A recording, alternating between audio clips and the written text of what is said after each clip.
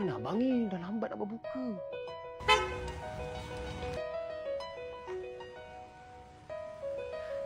Zarip! Turun Zarip! Apa dah sampai dah? Nak berbuka dah ni. Amal pergi buat air sekejap .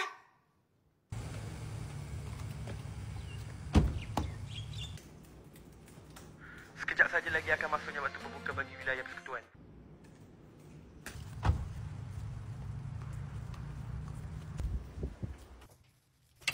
Hei!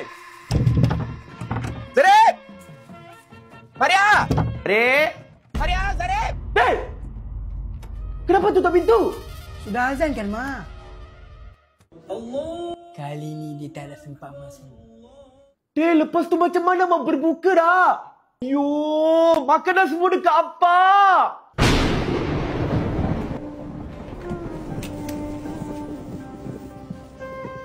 Assalamualaikum.